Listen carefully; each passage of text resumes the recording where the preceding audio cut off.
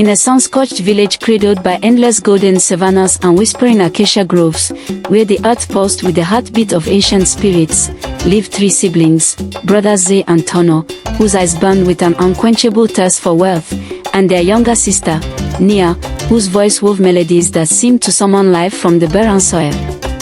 Nia's songs drifted over the millet fields, coaxing green shoots to stretch toward the sky, while her brothers lingered in the shadows of their mud-walled hut, plotting ways to amass gold and cattle to rival the mightiest chiefs.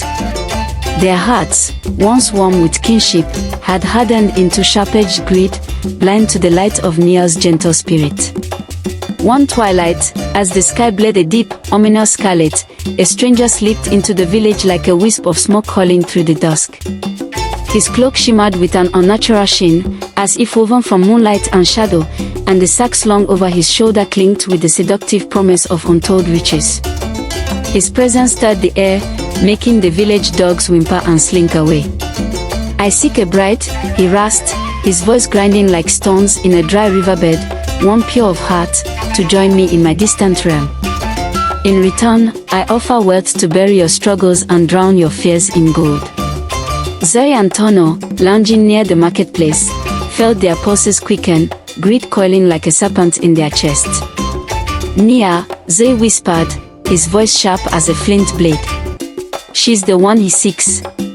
Tano's eyes gleamed, his heart turning cold as the clay beneath their feet. Nia was beloved, her kindness a beacon in the village, but to them, she was merely a key to unlock a fortune. That night, under a sky so dark it seemed the stars had fled, the brothers lured Nia from their hut with a woven tale of a simple errand.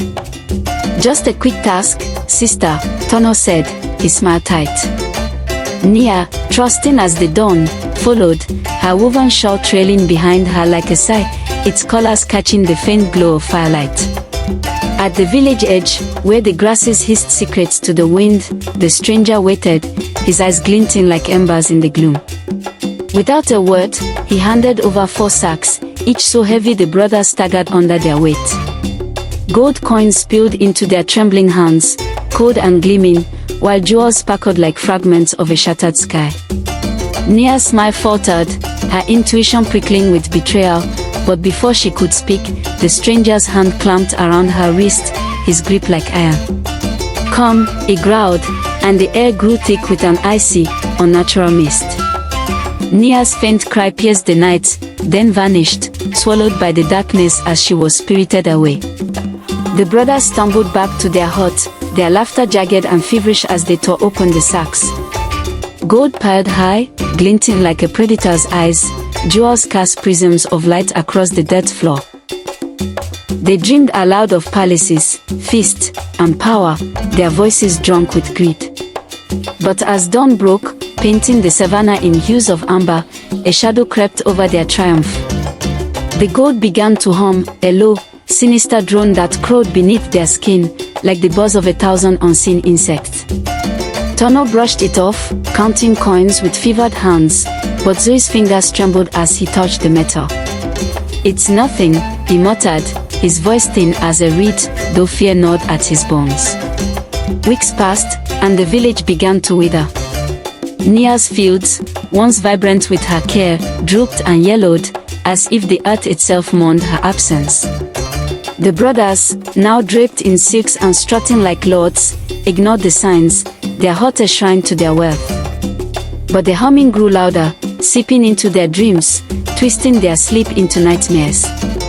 Shadows writhed on the walls, forming Nia's face, her eyes wide with sorrow, her shawl dripping with dark, brackish water that smelled of decay. Zuri woke one night, screaming, swearing Nia stood at his bedside, her gaze heavy with accusation.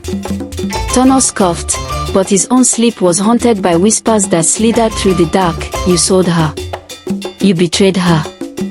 The village buzzed with unease, children avoiding the brothers' hut, where the air felt thick and wrong, as if the ancestors themselves turned away.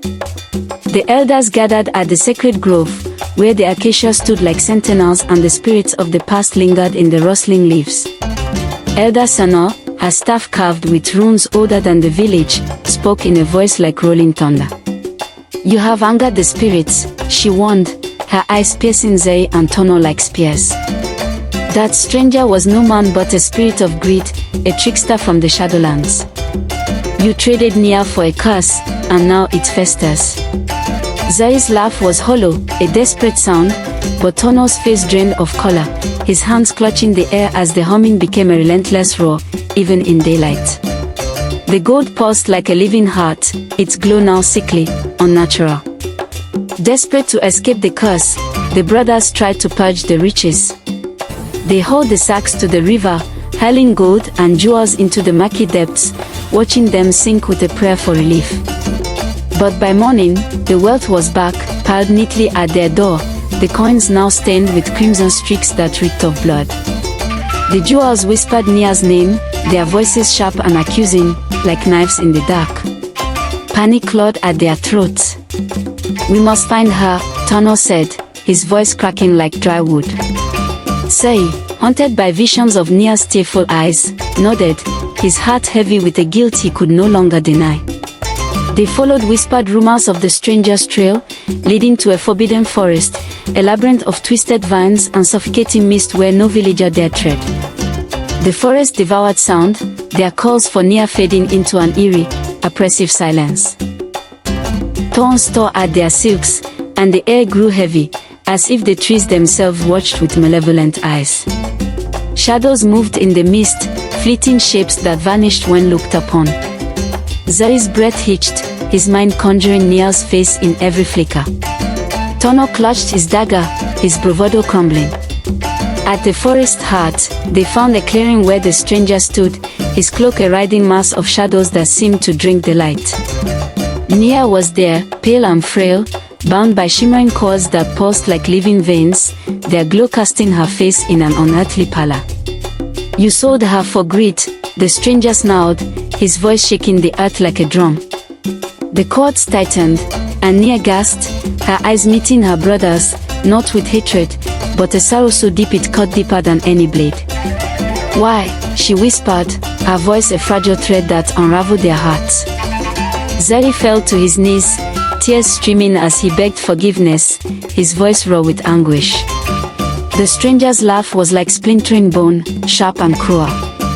"Only a selfless act can break the curse," he said, his form dissolving into the mist, leaving only his voice echoing like a storm.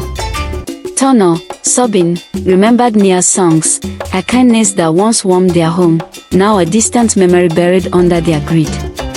"We don't deserve you," he choked, "but we'll save you." The brothers, once slaves to their desires, faced the weight of their shame. They offered the gold back, piling it at the clearing's edge, but the stranger's voice thundered, "Not enough." In a moment of desperate clarity, Zuri drew his dagger and sliced his palm, blood dripping onto the cords, staining them red. "Take me," he pleaded, his voice breaking. Tano followed, his own blood mingling with his brother's, a sacrifice born of a love they had forgotten they held. The cord snapped with a sound like lightning, and Nia fell free, gasping, her eyes wide with relief and grief. The forest quaked, the stranger's form unraveling into a wail that tore through the trees, scattering leaves like ash. Nia rushed to her brothers, but their breaths were shallow, their eyes dimming like fading embers.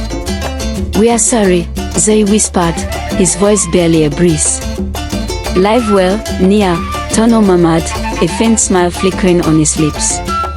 As their lives ebbed, the gold crumbled to dust, the jewels dissolving into the earth.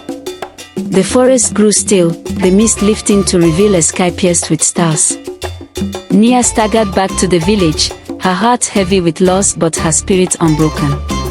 She sang again, her voice trembling at first, then growing stronger, and the crop slowly revived, as if the earth forgave through her love.